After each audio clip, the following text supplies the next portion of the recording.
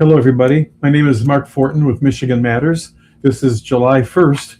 We're just a couple days away from the 250th anniversary of this great republic. I'd like to end this with a happy note. So I'd like to start, first of all, to talk briefly about something that's been aggravating me, and that is slander in these elections. I'm so sick of slander. When an individual runs for office, in my opinion, we all have opinions, right? So I'm just giving you my opinion. If I were to run for office, I'm going to talk about the things that I hope to accomplish. You can't really promise what you're going to do because you're dealing with, let's say, a House race, okay? So you're dealing with a Speaker of the House who unfortunately has a ton of power, and so there's only so much you can do, but you can fight for certain things. So you can have a list of goals of things that you would like to accomplish. And to me, that's what you should focus on. However, if all you're spending is your time slandering your opposition, it tells me you're not much of a candidate and you're terrified of the opposition. In such a case is the House race, the 59th House race in Michigan, which covers a whole lot of Shelby Township and I think Macomb or different areas, Township. And doesn't really matter where it is. If it's in your county too, this kind of thing could be going on. But we have something that touches a state and a county issue. We have the Secretary of State of Michigan gets to count the votes in a race she's in running for governor. And in Shelby Township, we have an individual counting the votes for the race that his wife is running in. And it just seems like they're all lined up to slander the opposition, who is Jean Sott, who is a CPA, a wonderful individual, and she doesn't slander anybody, but boy, she's getting hammered. Now, I don't think the young woman that's doing this is getting a whole lot of traction, but it's maddening to me because I happen to know the young lady, and it's interesting you talk about that old saying about if you live in a glass house, don't throw stones. I remember a few years back, I'm guessing now, about 4 years or so, she was going to run, this young slanderer, she was going to run for the House. And the Macomb County Clerk, who's now running for Secretary of State, threw her off the ballot. And then she was getting slandered left and right over her past, which I will not describe. At the time, I was county chair, Macomb County Republican Party chair, and my vice chair and I, we defended her to the hilt because it was in her past. She was a different person, and so on and so forth. And we felt bad. It wasn't right because Macomb is a clique. Everybody knows Michigan's corrupt, and everybody knows Macomb is the most corrupt county in the state. So the clique threw her off the ballot, and they really treated her shamefully. And now she's out there working for the clique, slandering another candidate. And it's amazing. They take a little bit of a truth, for instance, like a bankruptcy 30 years ago, and then they build it all up. I mean, I think President Trump had a bankruptcy or two also. It happens in business. So anyway, they slander the heck out of her, complaining about how she wants to do something with the budget, like that's a bad thing. I know her competition, the clique member, they're not going to do anything about the budget. And also, we have in that race, we have a thing that just came out today on Facebook, how endorsements matter. It's interesting how the clique candidate, how that candidate is endorsed by every elected official in Macomb County, every person on the Shelby Township Board, one of whom seems to really hate the clique, but now all of a sudden he's a great big supporter of the clique. They all support this candidate knowing that she can't hold a candle to Jean Sott. And they all know it, but they're doing it anyway because they got to protect the clique. And that's what's wrong with Michigan politics. Now, let's go and leave that, and let's go to state politics. So we have a state vice chair, grassroots of all things, vice chair.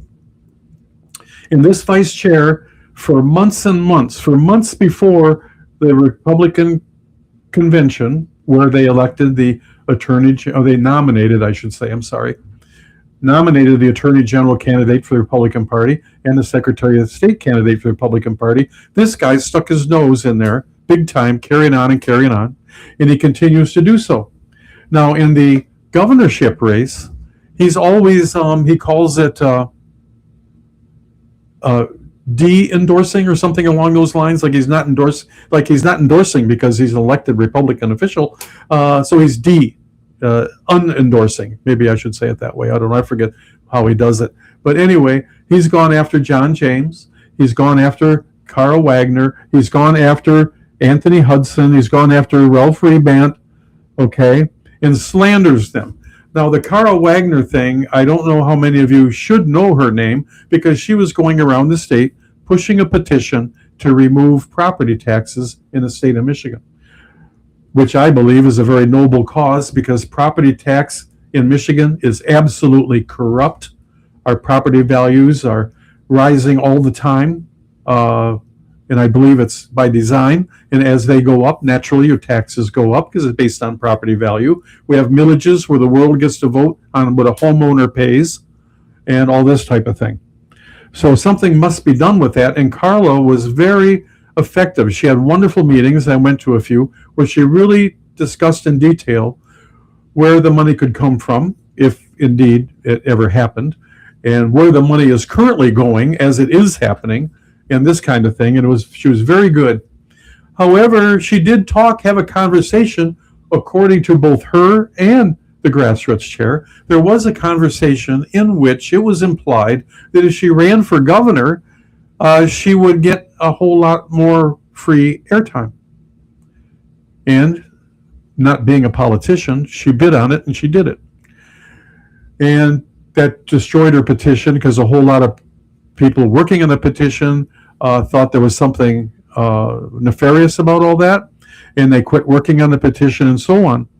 You can tell how successful she was, though, because every governor candidate is talking about property tax reduction. They'll never talk about getting rid of it because they want their hand in the pie, but they are talking about reduction. She has caused a stir in Michigan that's been very positive. But on the way out the door, so she leaves, right? But on the way out the door, you got to slander the heck out of her.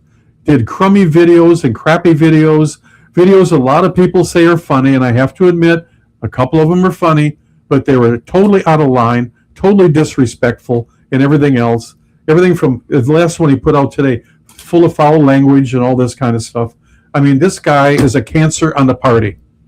The grassroots chair should be supporting and growing and building the grassroots like his predecessor did, Marion Sheridan. Marion Sheridan is still growing the grassroots. She has a Lakes Tea Party that she has regular meetings. She's still doing all the work she did before. She's working very hard getting people to work the polls, to be actual poll workers instead of watchers. And she's doing all this work still, even though she lost the race for grassroots chair. So here we have a grassroots chair who the last thing they should be doing is slandering grassroots candidates. Let's face it. You have the power of the incumbency.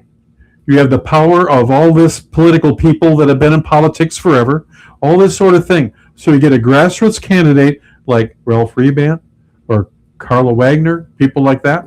They have a definite uphill battle, okay? You don't slander the base. You don't slander the people that line up behind them, because you want those people. So let's say John James wins the race for governor, the Republican race for governor candidate. You want them grassroots people working. You don't want them so mad at you and so mad at the state party that they're going home and they're done. We need those people. You treat them with respect. You treat their candidates. Ralph was denied certain venues, all this kind of thing, because his numbers weren't high enough. Well, how do you get your numbers up if you can't talk to people? How if you're barred from everything, how do you get, if they don't hear you? At the convention when he spoke, he stole the show. Ask Perry Johnson. Perry Johnson spoke very highly of him after that convention, because his speech stole the show at the convention. So you tell me if he doesn't go around and have equal opportunity, that his numbers don't go up? I'll tell you what happened. They don't want that type of candidate running in Michigan. The unit party doesn't want it. So we have this scam setup called a board of canvassers that weed them out. 4 years ago, they got rid of 4 or 5. Donna Brandenburg, Perry Johnson, Chief Craig. Remember that? There was 2 more. I think there was one was a state trooper or had a history. I forget the other 2, but I think there was 5. They threw them off the ballot because there was like 10 or 12 on the ballot, and we don't want to give the people of Michigan a choice, so we're going to get rid of the ones we don't want. Who's we? These 4 people, 2 rhinos and 2 Democrats? I mean, it's just amazing to me what they're getting away with. They actually orchestrate who we can vote for. And this guy, the so-called grassroots vice chair, is one of them. He's 100% establishment man. There is a logic, and it's a valid logic, to say a comment like, when you're trying to decide who, let's say for governor, you're not decided yet, okay? We have, 3 left, I believe, but you're not decided yet. So it's a logical question to ask, who do you think can beat the Democrat? Okay? That's a logical question. That would not be my sole decision. And speaking for myself, I watched this for 40 years. We've been doing it for 40 years. Look where Michigan is. We have a uniparty system where the Democrats have their areas, Republicans have their areas. They all have a name for it. Anyway, they're all a team, actually. And Michigan just circles a drain. And nothing really gets done. I'm hoping and praying that this time we will elect a Republican governor. I'm not sure which one of these 3 it'll be, but we will elect one. The question is it going to be the typical Michigan Republican do-nothing governor? Because that's what we have had. I'm 79 years old. The closest we've had to a good governor was Engler, and then he crapped out in a second, towards the end. But all these governors have been crummy. Republican governors in Michigan are crummy. And I think part of it is because Democrats get to vote in the primaries in Michigan. All they have to do is do it. You can only vote on one side of the ballot, Democrat or Republican. So this kind of stuff has got to go away. Now Anthony Hudson, he's getting hammered also. We had him at an event, and I was a little bit irritated. I was surprised because I thought he carried him, because I kind of thought he was really a fringe guy, and he carried himself very well. But the next day we found out that he left the Republican Party and went to is it Taxpayers Party or Libertarian? I'm not sure which. But anyway, we should have been told that. But again, Hudson had followers. Why slander him? What do you get by slandering? Okay, elections are decided by not huge numbers sometimes. Donald Trump won Michigan in 2016 by 11,000 votes, a statewide race. Okay, we got to elect this senator. We have got to win this Senate race. We need every vote we can get. So how many thousands of people want a certain governor candidate like Ralph or any of the other candidates that get crapped on all the time?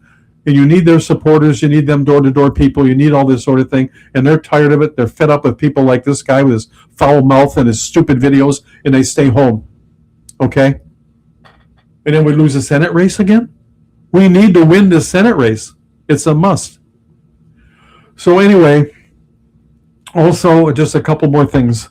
We have Washington Township is interesting because we have a data center there. Now, the data center is very interesting in Washington Township because the Macomb cabal wants it. Because I know that because the law firm that's connected to them the most is working for the data center people. A young man is running for 10th Congressional District that's awfully connected to all of them. Now, being connected to something in and of itself is not a bad thing, but it's something to look at and to ask questions about. So anyway, and then I discovered a couple of things. I know a farmer in the area, a wonderful man. He was approached by a contractor wanting to get rid, this was the last week of June. He was contacted and wanted to know if he wanted 100 wanted 1,000 yards of soil. Yeah, I could use that. Where's it coming from? Oh, the Washington Township Data Center. I thought they put a postponement on that thing, which he thought was interesting, and so do I. And then now we have this revealing thing that just came out last week about all these emails from the supervisor of Washington Township, Sam Pervetti, who also is very connected to the Macomb County clique. And there's all these very highly questionable emails. And I'll tell you what, I do not live in Washington Township, but I care about it because I'm in the area, northern Macomb, and anybody in the area, St. Clair County, these things are terrible for the area, not just the community. It affects all of us. So if I lived there, though, I would be starting a recall on Mr. Pervetti. I would work my butt off, and they'll get the signatures. The people are mad in the area. They will get the signatures, and they should recall every person on that board that will not sign the recall. That's the first people they should go to. Will you sign this recall? If you don't, we're recalling you too. You got to clean up these boards. We have to somehow, ladies and gentlemen, reestablish representative government in the state of Michigan. We have government by court decree, government by state laws. If the Macomb County Clerk wins the Secretary of State race, there will not be an election for Macomb County Clerk. They will appoint him. In northern Macomb, we have, I think it's the 1st District of the County Commission. The previous county commissioner, right after he won, he was not sworn in yet. He got a job with the drain commissioner, and he did not know that. But he got a job with the drain commissioner, and the county board appointed his replacement. They had a deal where people could apply, but the people of northern Macomb did not vote for their replacement. He was appointed, and they appointed a clique member. And you avoid a clique member, you appoint a clique member, because then when the election comes up, they're not just a clique member, they're an incumbent with all the power of the incumbency. Ladies and gentlemen in Michigan, I know we are centered in Macomb. We care about Michigan also. And if Macomb is like this, with fallen man the way he is, I'll bet there's other counties like this too. Start paying attention to your local boards and what they're doing. Get involved in the school boards. My gosh, look what they're doing to our children. Academically, our state is totally terrible. That in itself ought to be enough to inspire parents to run for school board. But then you add on top of that the grooming for transgenderism and the grooming and the crap and the, oh my gosh, you'd think that there'd be an army of people wanting to run for school board to clean this up, because school board members can do it. School boards can fire the administration. They can control the administration. They control the curriculum. But most school boards are voted in by the teachers union, and they worship the people that run, the administrators and all that.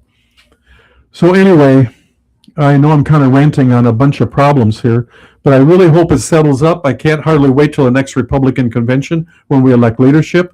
I'm hoping and praying that we can find a really good, honorable grassroots chair that will build the grassroots of this party, because this party is a mess.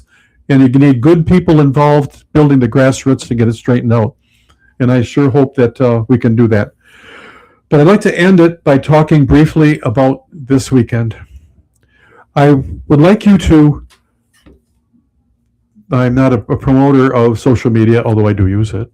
But anyway, on social media the last week, I've been watching a lot of short videos from people all over the world who have come to America for these soccer games, this World Cup. It's amazing to watch these videos. Ladies and gentlemen, we don't know how blessed we are.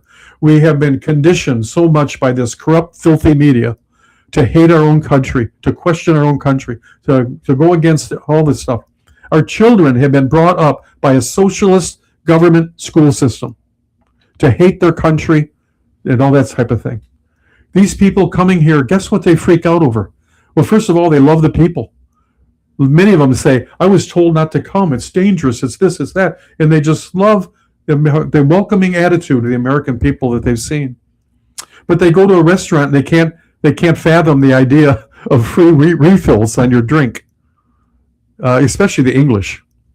Free refills and glasses full of ice. The one guy showed some fast food places, you've seen it, where you pick all the drinks you want. In the middle is the ice dispenser, and he's filling this thing up with ice, and he can't believe it, this cup.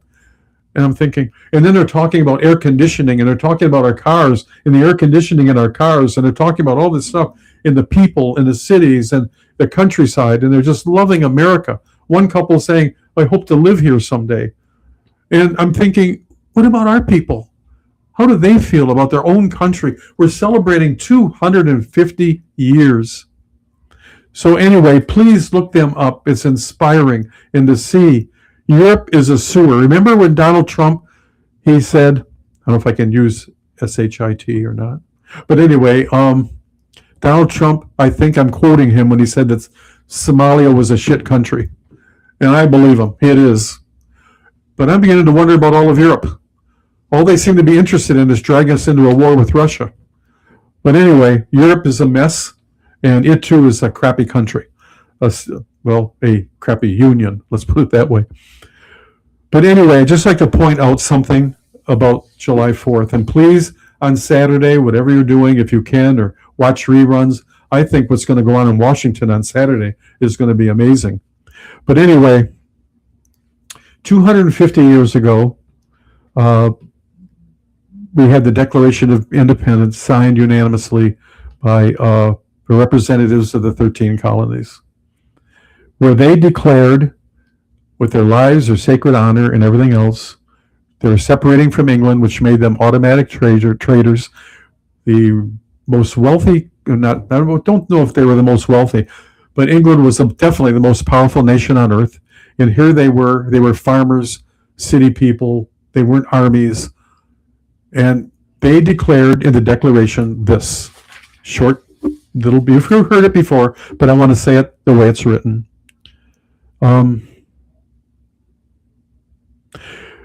That we hold these truths to be self-evident. All men are created equal, that they are endowed by their Creator with certain unalienable rights. Among these rights are life, liberty, and pursuit of happiness.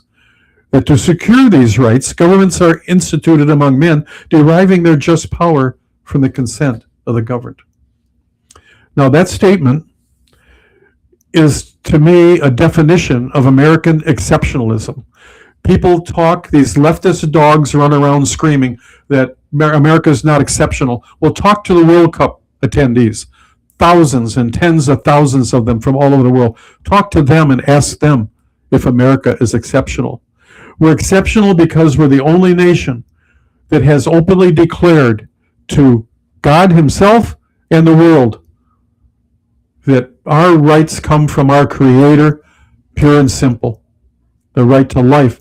And among them, that's what's interesting, the phrase among them. Well, among them is life, liberty, pursuit of happiness. Some years later, I think it was 1787, I could be wrong. But anyway, some years later, they finally did a constitution to this new republic. Ben Franklin, when asked what kind of government did we set up, he said a republic, if you can keep it. And that's a big question in the history of republics. Can you keep the republic? And here we are 250 years later, and we have people from all over the world praising a country that we've been taught to hate. So, ladies and gentlemen, it's time that we pray for America. It's time we look at our civic duties. We have an election coming out that's called a midterm, but Donald Trump is on this election. If we want to continue to destroy the New World Order that wants to enslave us, we better win the midterm. We have to elect our Republican senator. We have to elect Congress people. We have to re-elect our own Michigan Republican Congress people, even though most of them aren't much good. They got terrible voting records, but they're Republican, and we need that R advantage. We need the majority of the House. We cannot allow the Democrats, the communist socialist Democrats that support every evil, vile thing in this country, to get power in the U.S. House.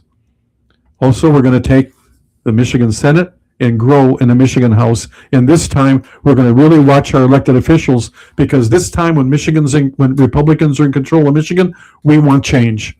We want our state fixed. But anyway, God bless you and God bless your family. I hope you have a truly beautiful and wonderful and blessed 4th of July. And please pray for America. Go to michiganmatters.org and support us if you can. Help us work to try to reestablish representative government in the state of Michigan at all levels of government. We need representative government in Washington Township right now. We need it in Macomb County. We need it in Wayne County. We need it all over the place in Michigan. God bless you all. Thank you for being with us.